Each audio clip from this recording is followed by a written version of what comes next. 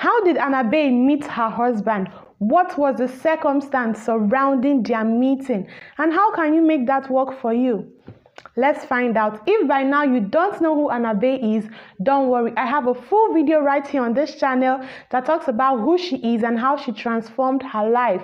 I'll leave a link to it in the description. So ensure you go check it out before watching this video, or you can watch it after this. It's all up to you. Anna Bey met her husband way back in 2016 in London. So this is how it happened. Anna Bey had a girlfriend who was going to meet a friend for the weekend and just hang out.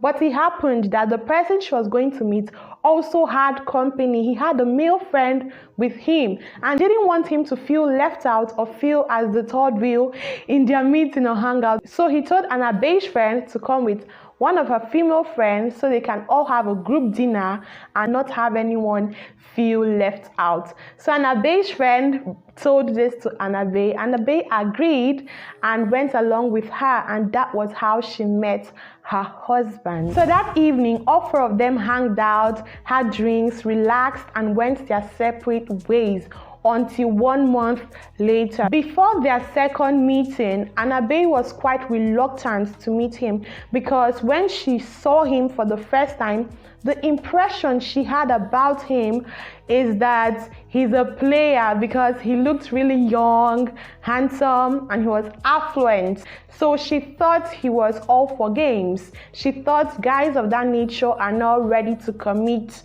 and stuff like that. And she had set for herself a boundary earlier that she's not going to get entangled in anything that's not serious. She was done wasting her time with unserious guys, but he was in for real. So he still tried reaching out to her. Anna Bey was not putting in so much energy in communicating with him. She was just chatting him up lightly, replying to his text messages really late.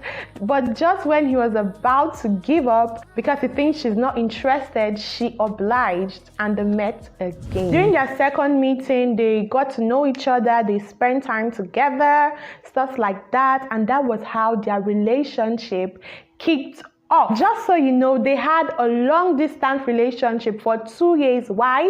Because Anna Bey's husband used to live in Geneva while she lived in London. So they had to do long distance. She said they were able to make that work because they were both putting in the effort to see each other, to spend time with each other when they had the chance to. And her now husband was always traveling into London from Geneva to see her on the weekends. That was a whole lot of energy and effort he was putting into the relationship. 2 years into their relationship, Anna Bey relocated to Geneva from London because she had a more flexible job. She said before she did that, she had a conversation with him and told him that he needs to speed things up, that she's not going to hang around forever, she's not going to be in this relationship with him forever, that she wants a committed official wedding so they could be real couples. And he agreed.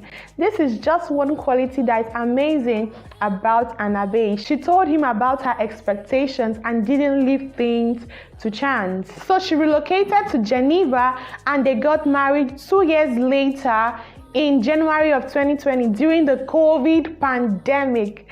This is just amazing. So right now they're already 2 years into their marriage. They are 6 years after their first meeting. So what are the takes from their story, their meeting, and all of that stuff? There are actually 3 big lessons you can learn from this.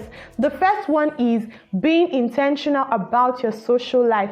You know, Anna Bey's friend who helped her meet her husband was not just some low value woman. She was a high value woman, a woman that had access to high value people, a woman that had access to influential and affluent people, people of the elite society. And this is what gave Anna Bey access to meeting her affluent husband. So this shows how important or how much your social life affects your love life. You cannot want to get married to a high value man and be always seen in cheap clubs, cheap gatherings. That will really reduce the possibility of making that happen. So you need to be really intentional about building the right kind of relationships, building great circles with people that can skyrocket you, that can skyrocket your career, your academics, your business, even your love life.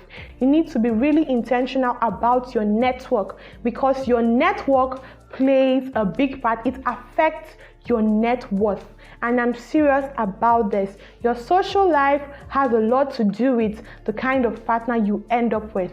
So don't play with that. Don't mess with it. Be serious about the kind of friendships you build, and you will see results. The second lesson to learn from Anna Bey is setting boundaries. You see, before Anna Bey met her husband, she already set some rules. She already set standards for herself that she's going to go into a relationship only if it's committed and defined. She was not going to have any fling at all again. That was why she wrote him off during that first meeting, because she thought he did not fit into the kind of partner she wanted for herself. Lots of ladies leave their relationship to chance. They leave their choice of partner to chance. They say yes to basically anyone or everyone that asks them out, or anyone that smiles at them and say hi.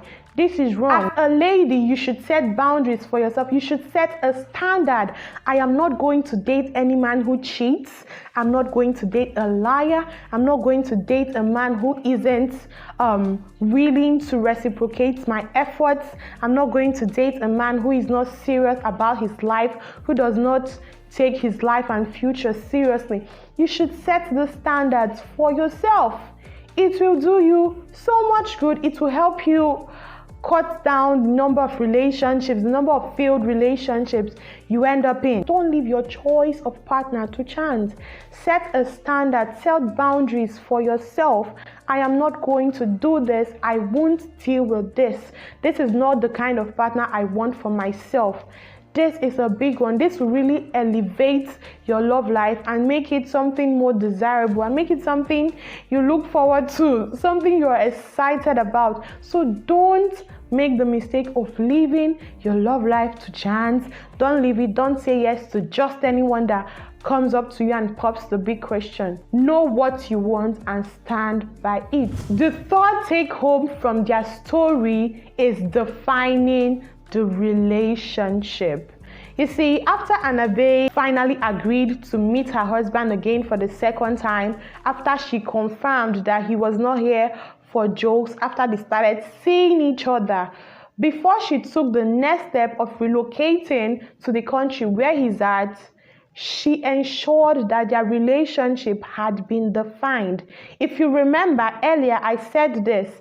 Anna Bey told her husband before moving to Geneva that she wasn't going to stay with him forever just as a date, just as a girlfriend, that she wants things to be more serious, be more committed, that she wants to get married. She shared her expectations with her now husband, and he agreed.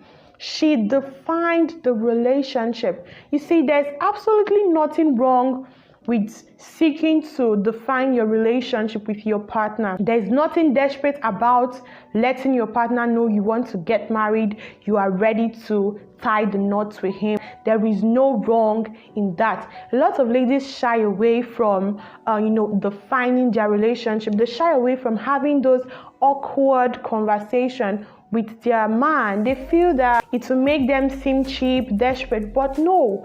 Do not leave your relationship to chance. I've heard a lot of cases where ladies cry from heartbreak after finding that the person they assumed they were in a serious relationship with was not even on the same page with them. So to avoid unnecessary heartbreaks, wasted efforts, wasted investments, you need to have a conversation with your partner and ask him, what are we? What do you expect from this relationship? Do you see us becoming a family? Do you see us getting married? Or is this just a fling? Is this just a now thing? You need to know about this. You should not leave it to chance. Mind you, I'm not trying to imply that you must meet your spouse through a friend or through a social gathering. No, that is not what I mean. Everyone have different circumstances surrounding how they meet their spouse and stuff like that, surrounding their relationship. And also, this video is not trying to tell you to go into relationships or to build friendships solely for what you can get out of it.